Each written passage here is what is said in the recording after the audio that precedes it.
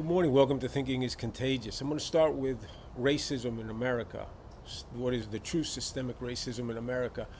And the poster child for that this morning is Lori Lightfoot, the mayor of Chicago, a racist.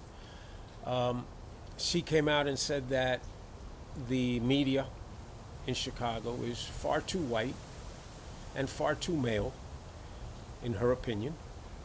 And she, being a gay, liberal, black woman, can say all these things and no one will challenge her because of wokeism and because of fear. But she can say these racist things, and she is a true dyed in the wool racist. So she says she will only give interviews from here on in to blacks or people of color. Racism. You imagine if I said I'm only going to give interviews to white people? Do you imagine if Donald Trump said I'm only going to interview to white people, I won't go on BET? Racism, wokeism in this country at its finest, and the poster child is Lori Lightfoot, who, by the way, when you say mayor, is a very loosely used term in her case because she's really been an abject failure. And if you look at her career as mayor, you will see why she is mayor. She's totally unqualified. And the only reason she is mayor is because she checks certain boxes to make the apologist, the liberals, say, look how progressive we are, look how all-encompassing we are, inclusive we are, look how open-minded we are, that we will vote in a female, gay, of color to be the mayor. She's achieved nothing other than mass bedlam on the streets, mass murder on the streets, total chaos in the city of Chicago. Chicago's in ruins under her control. Lori Lightfoot, an abject failure and an absolute racist. I don't know if you heard Seth Rogen made a comment about wokeism in this country. And Seth Rogen, he's neither conservative, he's not a liberal. He is probably, in my opinion, a libertarian. He is a pretty straight shooter. He has very liberal social views. But I really like what he says because he speaks from the heart. And a lot of what he says I don't agree with, but he speaks from the heart.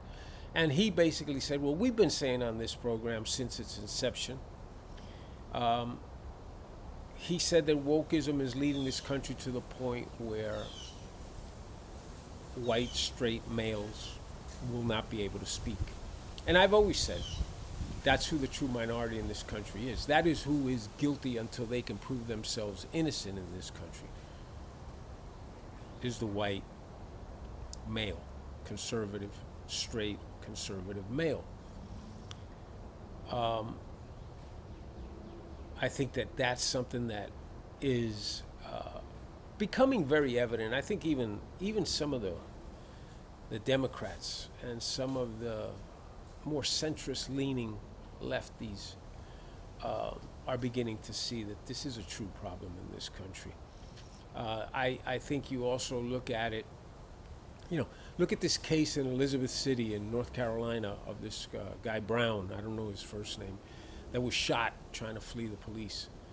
And the family is now suing the municipality. The guy's a criminal. The guy tried to run away by running over the police. The guy is a felon with a rap sheet as long as my arm, with what has been evidenced at this point. And again, the caveat, because I don't judge until all the facts are in, but there's been an investigation by the police department, the sheriff's office, and they've all said the shooting was justified. The shooting which led to Brown's death was completely justified. The police officers acted according to their training, orders, and instructions. Absolutely police doing their job. A thug trying to run, flee, and harm the police is dead. And based on what we know today, the outcome is what it's supposed to be and how it's supposed to be. And the police did merely did their job. And now the family is suing the municipality. And taxpayer dollars will be spent on this. Instead of defending it, they will throw to make the family go away, to try to avoid the limelight and not become victims of looting, pillaging, and rioting and protest, peaceful protesting, which will lead to damage to property in Elizabeth City, damage and harm to police property, to police officers, their families, to anyone who stands up against this wokeism. They will be challenged and they will be harmed, and they may even have physically be harmed. They may even be killed. And all this is ransom for taxpayer dollars. And the system knows it, and it's playing it to the hilt. At this point, based on what we know, Brown is dead because of his actions. Period. Continuing on this wokeism, there's a commercial on television that I've told you. One of them is, they're both for fintech companies, startup fintech companies, and I've told you about one of them. It said, oh, what's your investment objective? And there's a white guy on there, 20-something, 30-year-old. I want to invest only in black-owned companies. Wokeism. Why? Why don't you want to invest in companies that your first criteria in investing in a company, why shouldn't it be where I can make money? Where I can make the most money. Where I can invest in something I understand. No, black-owned companies. There's another one for a fintech, that there's a black girl who says, I can finally trust my bank. Think about the implications of those words. I can finally trust my bank. Why can't you trust the bank? It's like, why can't you trust the police? Because this is the brainwashing that's occurring in this country against the police, against anything that's an institution in this country by wokeism. I can finally trust my bank. There's nothing more transparent than banks. Banks don't steal anyone's money.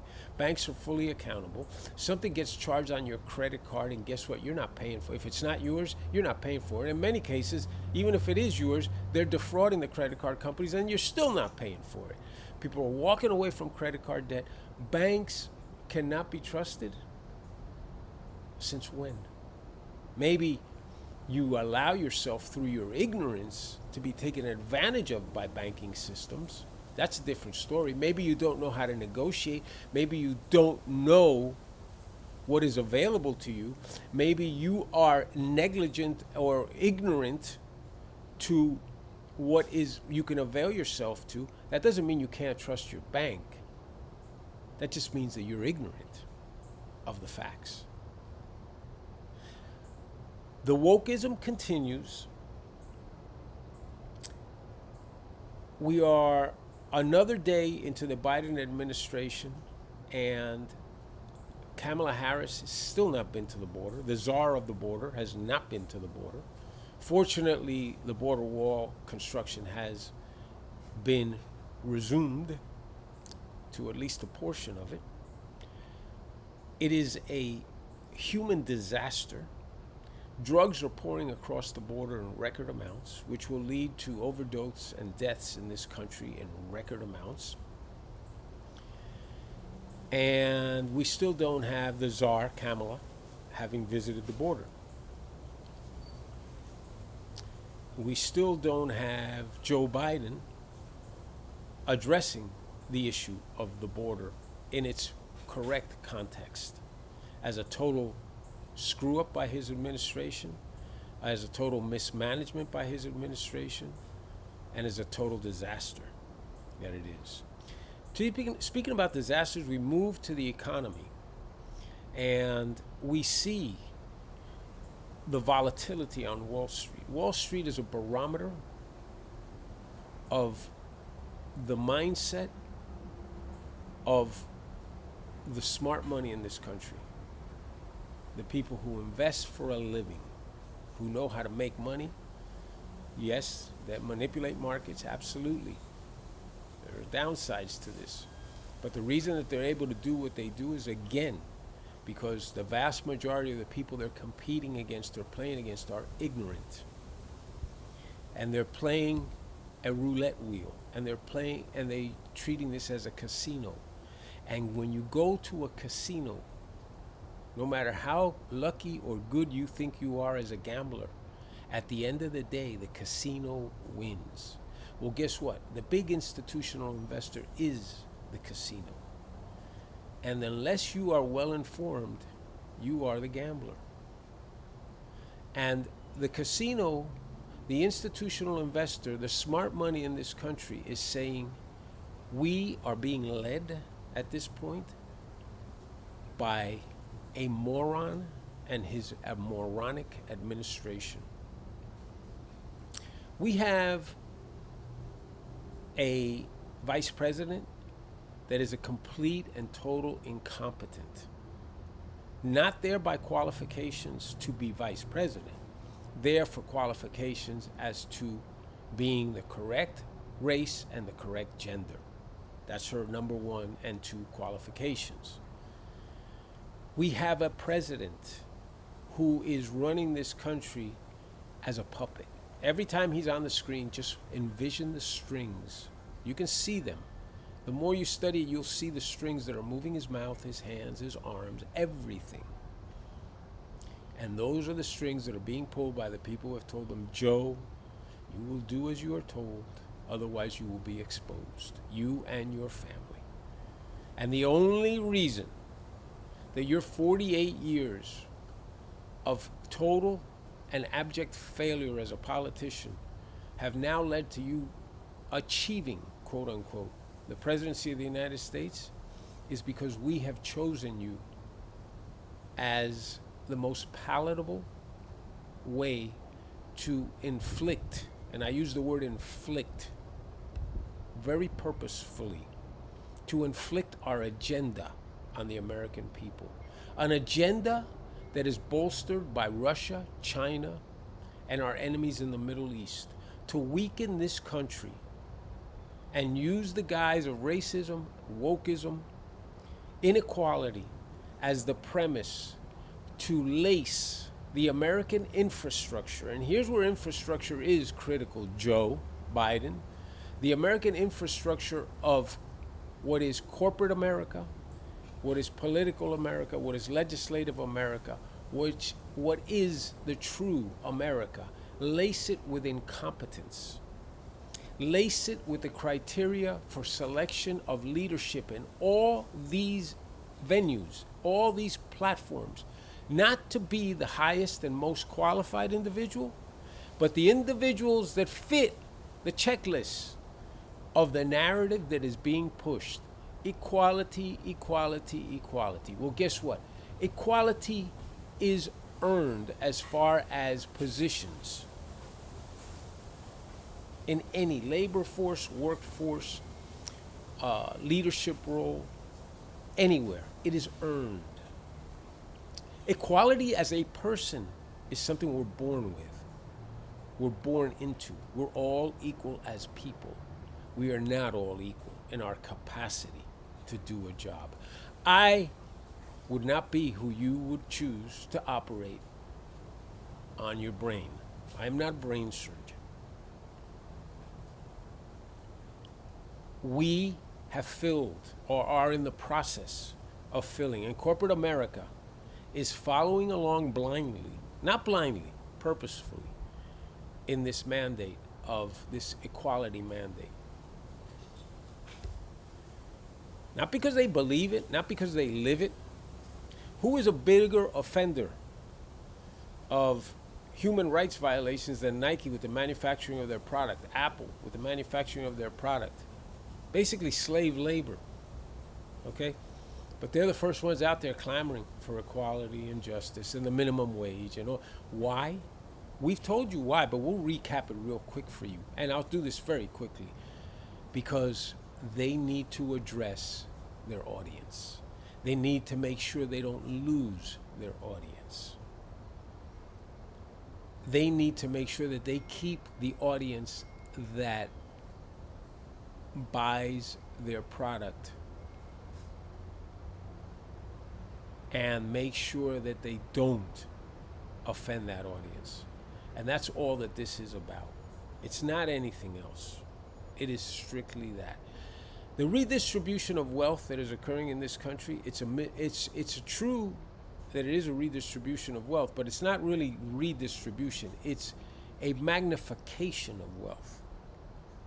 You see, the little wealth that remains out of the hands of the upper tier is being redistributed, filtered through the poor, the lower income people, so that it ends up back in the hands of the ultra wealthy.